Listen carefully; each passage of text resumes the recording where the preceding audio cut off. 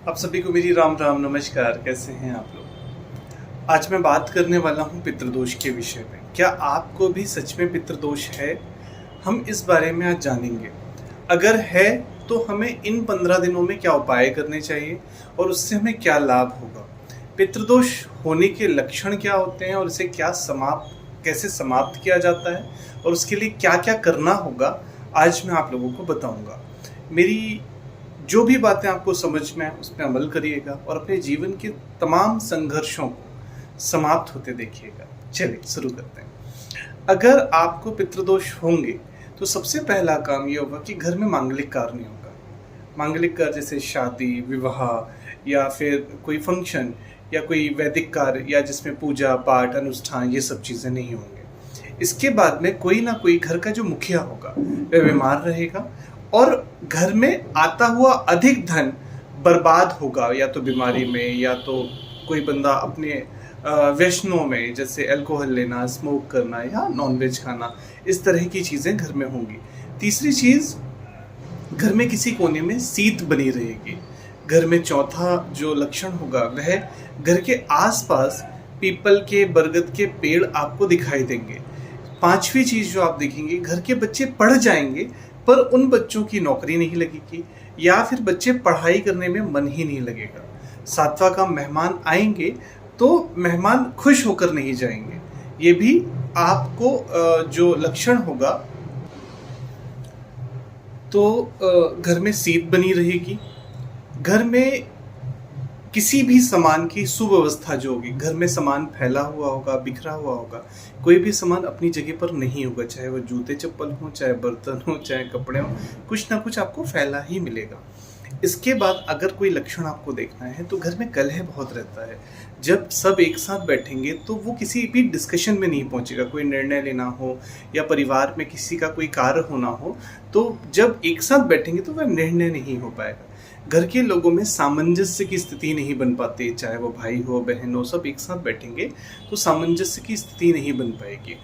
तो ये स्थितियां सामान्यतः पितृदोष के लक्षणों में दिखाई देती है। ठीक है।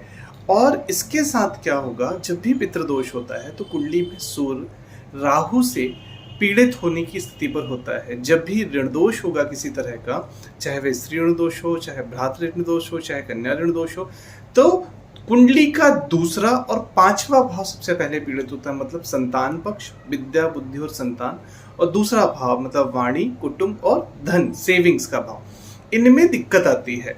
मतलब अगर परिवार में सामंजस्य नहीं है या लोगों के साथ अच्छी से आपकी जो बॉन्डिंग्स नहीं है, उसमें दिक्कत आती ही है। संतान नहीं होती है, जन्म विवाह हो जाए तो संतान नहीं होती है, और हो जाए तो बीमार रहती है।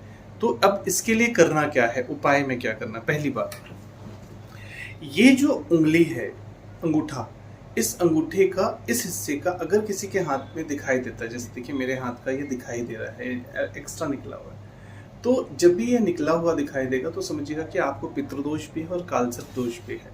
जब भी सपने में आपके बुजुर्ग या मृत हुए, जिनकी डेथ हो चुकी है, वो दिखाई दे तो समझिएगा कि वो कुछ बोलना चाह रहे हैं और आपके प्रति कोई जिम्मेदारी उन्होंने सौंपी है जो आपने ही पूरी करनी है। ठीक है।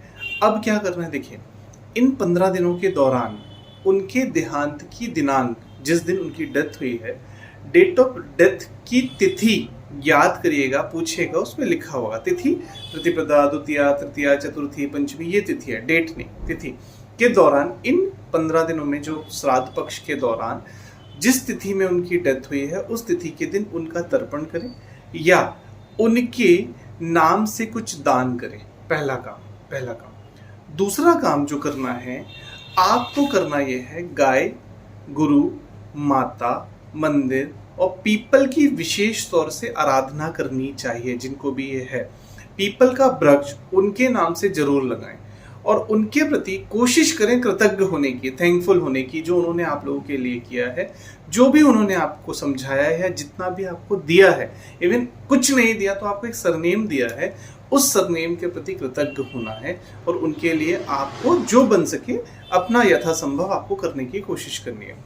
इसके बाद में दक्षिण की तरफ मुंह करके, दक्षिण की तरफ आप देखेंगे जिस तरफ से सनराइज होता है उस तरफ फेस करें, और जो राइट हैंड होगा आपका, वह राइट हैंड आपका दक्षिण की तरफ जाएगा। उस तरफ मुंह करें और अपने जल, एक लोटा जल लेना है, तांबे का जल, तांबे का लोटा, उसमें थोड़े से काले तिल डालकर आपको एक मंत्र बोलना है, ओम पितृदेवाय नमः, ओम पितृ शांति भवा, ओम पितृ शांति भवा। ठीक है, इस मंत्र को बोलते हुए आपको उनको याद करना है जिनकी भी डेथ हो चुकी है, और उनसे बोलना है, हे ईश्वर, उनकी आत्मा को मोक्ष प्रदान करो, उनको गति प्रदान करो, और हमारे घर में हो रही तमाम समस्याओं को निदान करो, उनका निराकरण करके हमें उनकी कर्ज से मुक्त करो, जो पितृ ऋण है उससे मुक्त करो। हालांकि मुक्त होना तो कभी संभव नहीं है, बट उससे मुक्त करो, और आप देखेंगे धीरे धीरे आपके जीवन में जो चीज़ें होंगी वो सरल होती चली जाएंगी, जो आपके जीवन का संघर्ष होगा वो कम होता जाएगा। रोज एक काम ये करना है कि खाना खाने से पहले, दोपहर के खाने से पहले या सुबह के ब्रेकफास्ट से पहले, गाय के लिए पहला जो भी किचन में खाना बनेगा वो निकाल दे, चाहे वो ब्रेकफास्ट में रोटियां बने, पराठे बने, उपमा बने, जो भी बने, तो आपको किचन का पहला खाना जो रहेगा वह निकाल करके गाय के लिए छोड़ना है। एक काम कौओं के लिए विशेष तौर पे छोटे वाले जो बेसन से बनी हुई कोई भी नमकीन चीज़ें, जैसे सेव हो सकते हैं, चूड़ा हो सकता है, कुछ भी ऐसा, गांठिया हो सकती है, वह डालना ही है। दिन में खाना खाने के पहले कुछ रोटियां जो रात की बची हों तो वो दे दीजिए, ना हो तो आपको अंत में जो रोटी बने उसमें 2 रोटियों को मोहल्ले के जो भी कुकुर हों, स्वान हों, कुत्ते हों, उनको आपको निकलवाना है और उनको देना है। ये करने के बाद आप देखेंगे कि आपके जीवन में बहुत हद तक बहुत सारी चीज़ें ऐसी होंगी जो सरल होती जाएंगी, और आपके जीवन में आप तमाम समस्याओं से, झंझटों से निकलते जाएंगे। और आप इन 15 दिनों के दौरान ये करके देखें, और ईश्वर से मैं कामना करता हूँ, प्रार्थना करता हूँ आपके जीवन की तमाम समस्याएं। राम राम सभी को।